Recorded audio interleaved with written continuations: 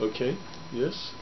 Professor Chu, in your presentation you said the center of political gravity has been shifted. Okay. Yeah.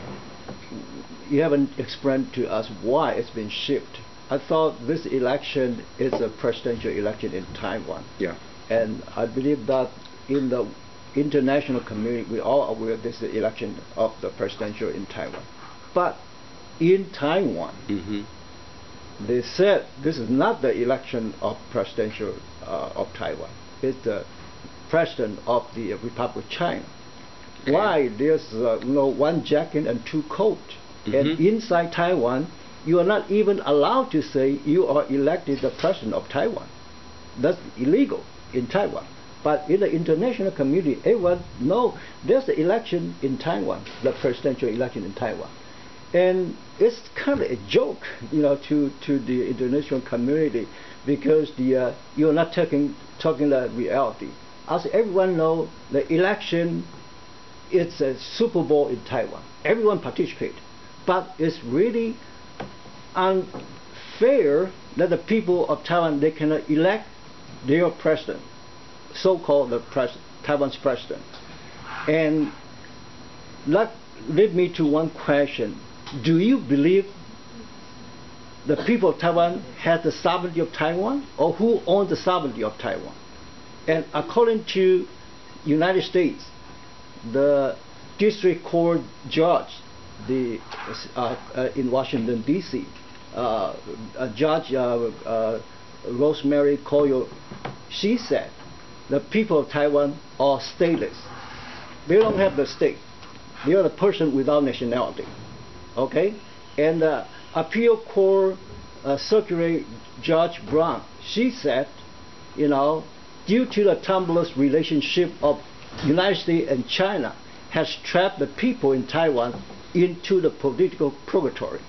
So as of today, who owns the sovereignty of Taiwan? It's the United States. Unfortunately, let's stay in the Peace of San Francisco. That's in the Article 23 of the Peace of San Francisco, it said, but so clear, the United States is the principal occupying power. Period. That's it. And the official document to Taiwan, as of today, it's based on the MacArthur's General Order Number 1, 1945, September 2nd. That's it. There's no any legal document. Okay, you want to reply to that? Yeah. I'm very impressed with your biblical memory of those historical documents, although I think you have twisted the meaning of those documents in a very significant way. I think when I say the center of gravity has shifted in Taiwan, I have highlighted a few simple facts. This time around, as I said, the DPP can never put the Thai independence issue on their official platform. They didn't even challenge the formal state structure under the ROC Constitution. Okay, Taiwan also attended a very symbolic event on January 1st in Tainan, okay, where the ROC flag was hoisted, and that's very symbolically, her party, usually in the past they boycott those events. So I think Taiwan and the Republic of China, I think the people use them, interchangeably. Taiwan, have been referred to either as a location, as a society, and some people treat it as a country. I think that's all fine. Okay, I don't want to get into this rhetorical issue. But same time, everyone living on the island with the right to vote carry ROC national ID card. They travel with the passport.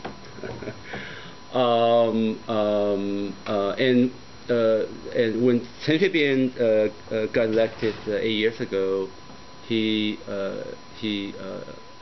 was sworn into the office under the ROC Constitution.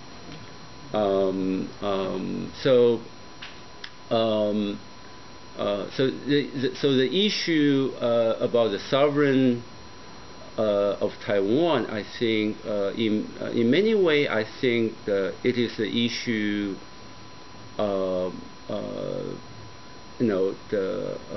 Still carry a lot of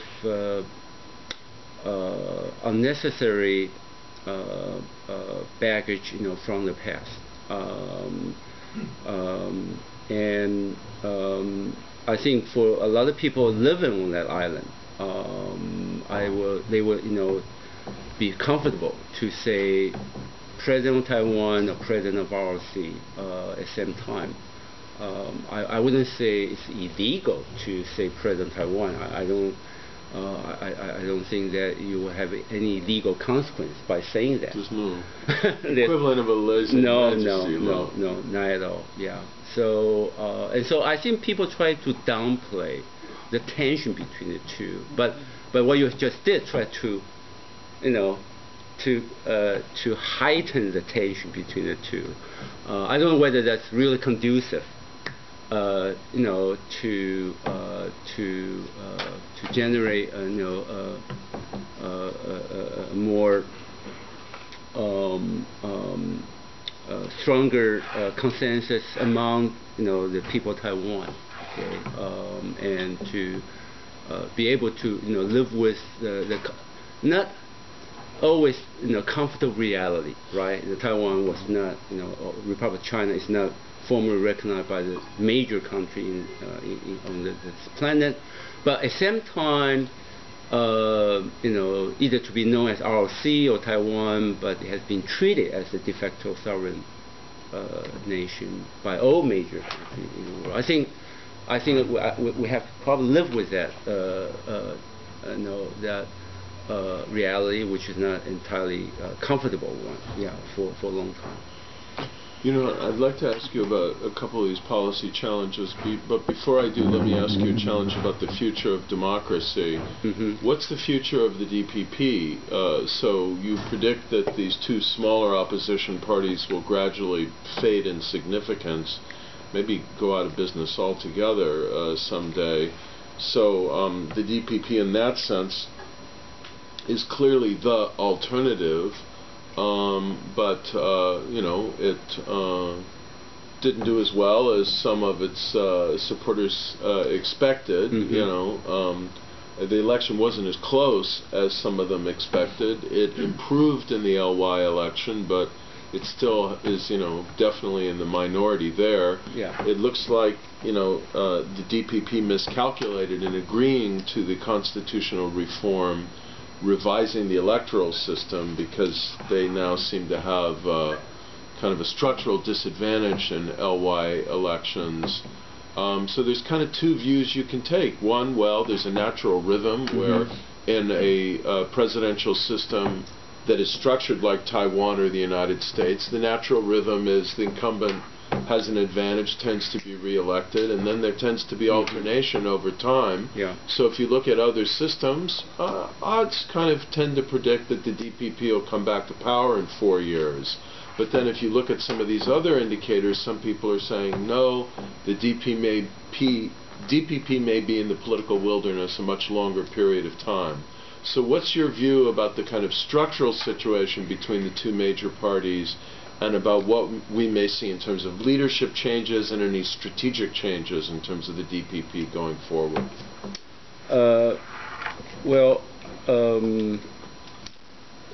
No one can be certain about what the future holds for the DPP. Obviously, I tend to believe that it will be in a kind of wilderness for a while. I don't think there's a strong internal consensus whether they should revisit their Taiwan independence platform. There are obviously pro and con, and also there are a considerable number of deep green constituency, including deep green mass media, which will launch very vicious attack against whoever who advocate a more moderate or more pragmatic approach. So if any future leader of DPP tries to push through this redirection, my encountered a very strong resistance to the point that the party might even split. So that issue will, on the one hand, preoccupy the DPP for quite a while. At the same time, without a clear-cut consensus among the major political faction. So my prediction would be that, although I'm not saying that everything will go very well, smoothly,